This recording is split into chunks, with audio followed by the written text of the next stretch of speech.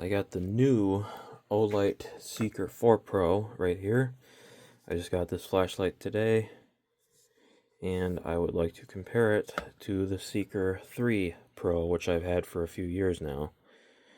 Always liked this flashlight. Thought the battery life was pretty impressive. It's very bright.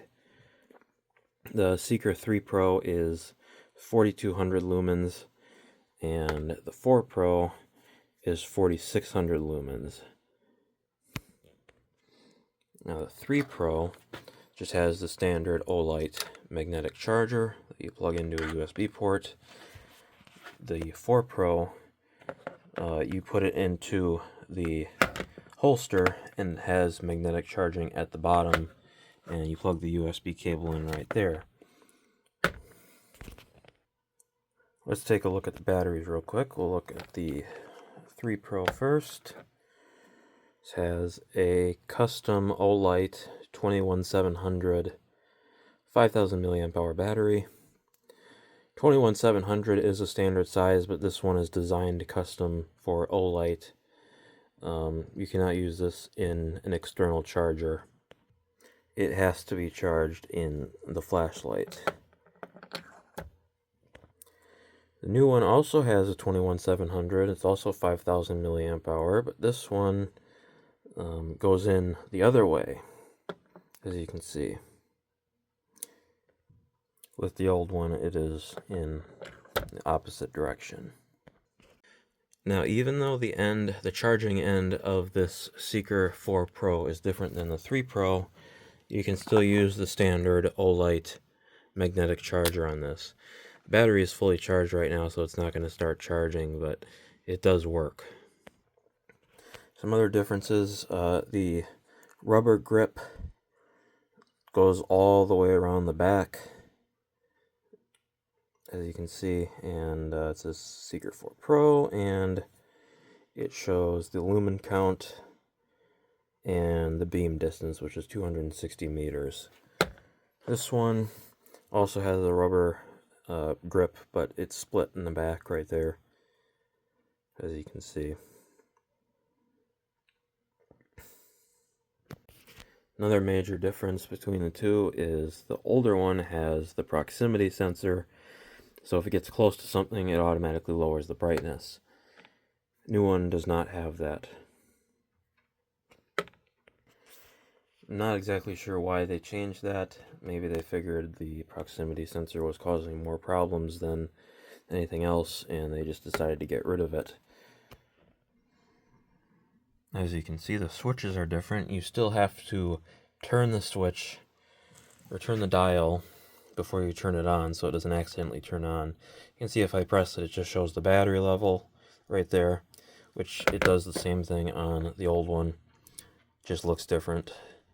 If you want to turn it on, you have to spin it a little bit, and then the flashlight will turn on. And of course, you dial it up to get higher brightness, and dial it down to get a lower brightness level. And it is the same way on this one. Turn it a little bit to get it to turn on, dial it up, and dial it down. Both of these flashlights feel very well built and solid. I've always liked the build quality of the Seeker flashlights. You can see this one is a little bit more of a matte finish versus the shiny finish on this one. The full wraparound rubber grip on this one really does feel nicer than the old one. That's one of the major differences that I can tell right away just by holding it. I'm interested to see if there's any difference in battery life, since they both have the same capacity battery and one is brighter. So we'll have to see how that works out. But now I am going to turn off all the lights down here, and I will get some beam shots, and we can see how bright they are. Alright, all the lights are off. The only light down here now is coming from my Convoy flashlight. I'm going to be shining the lights over that way and testing out the beams. There's a little bit of light coming in the window. It's not completely dark out yet. It's getting there, but we're not to sunset yet. So Let me go ahead and turn on the Seeker 3 Pro first. That is the lowest setting.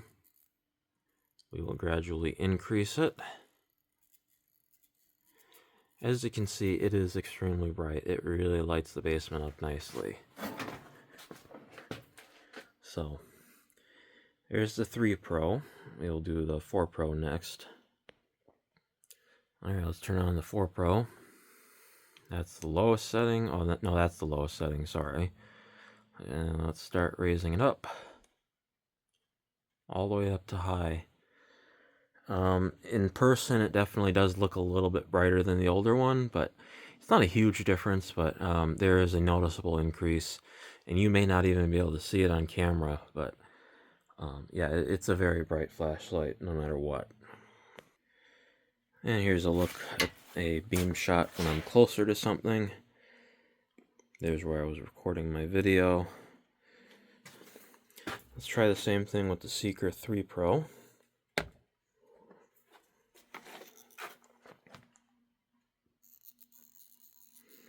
Go all the way up in brightness.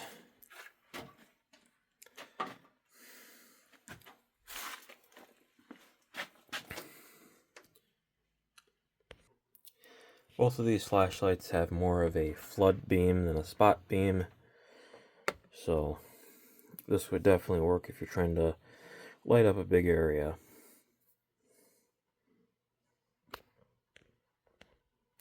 I have both of them on their highest setting right now. I'm going to let them run for a while and we'll see how warm they get.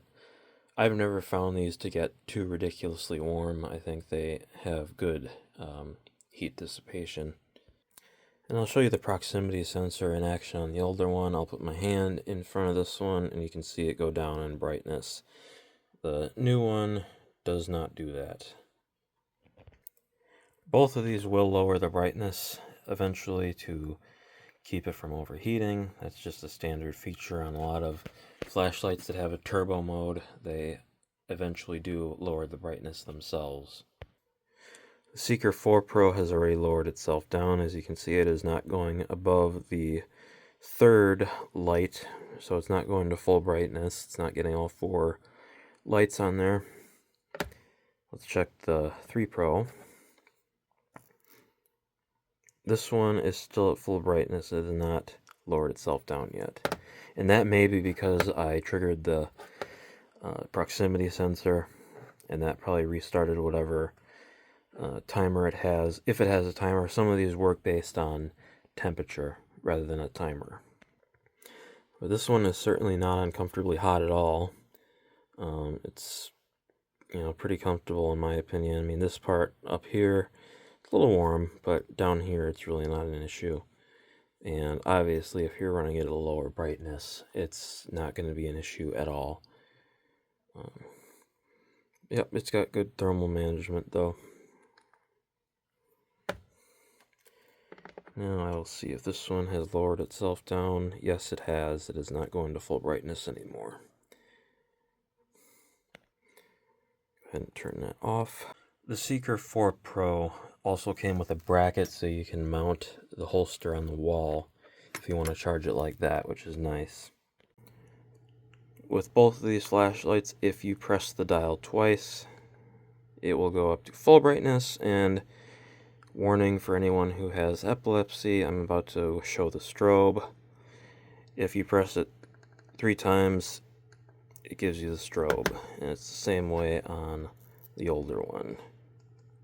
Full brightness for 2 presses, and then strobe for 3.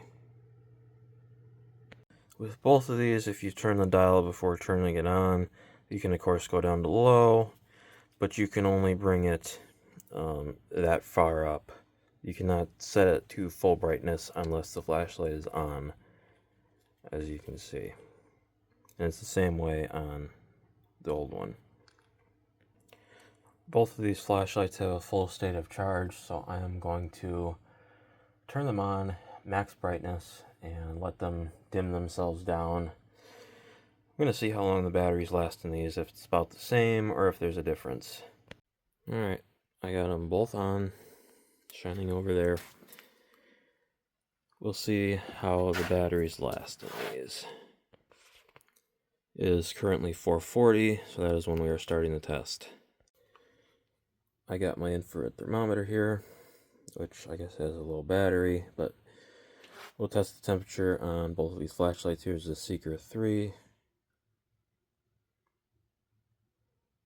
Looks like we're topping off around 93, and that's down on the handle. As we get up towards the lens or the LEDs, it gets hotter, but that's definitely not crazy at all. Let's go over to the 4 Pro.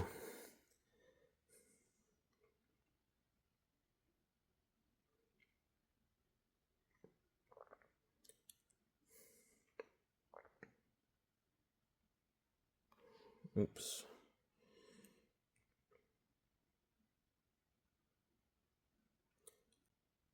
Obviously, you wouldn't want it turning on in your pocket because it probably would start your pants on fire. It is now 5:07. They're both still on. Neither one of them is overheating. Although right now the older one actually does feel a little hotter. Let's see what brightness level they're at. So it lowered itself down. I just raised it back up to its full brightness. So it must have temperature must have gone down enough for it to be able to do that. So yeah, these are definitely temperature based as far as when they lower the brightness. Check this one out. This one is not going up any higher. It's just staying right there. And here we are exactly 1 hour later. They are both still on. That's pretty good. Okay, it would seem that the battery life has improved on the newer one, because as you can see I just activated the proximity sensor and it showed the battery life. We're down to 1 on the Seeker 3 Pro. Take a look at this one. You're still up at 3. So that's good to know that they improved the battery life. Now, of course, this one may have dimmed itself down lower. I don't really know. But so far, yeah, that's where we are with our battery life. And it is currently, 5:48. So a few minutes after I recorded the last segment. Okay, it has now been 2 hours, and I'm kind of getting tired of waiting. Let's see where we are on this one. Okay, we're down to the bottom on the battery indicator. Let's check this one out. This one is red, so it's probably going to die soon. Alright, so this one officially lasted 2 hours and 3 minutes before it went out. Now we just got this one on. Now its battery indicator is red as well, so I think it's going to end up being pretty close. It is now 7:12 and it is still going. Very impressive. It is now 7:14 and the battery has officially died. So that'll do it for this video. That is your comparison between the Seeker 3 Pro and the Seeker 4 Pro. Thank you for watching.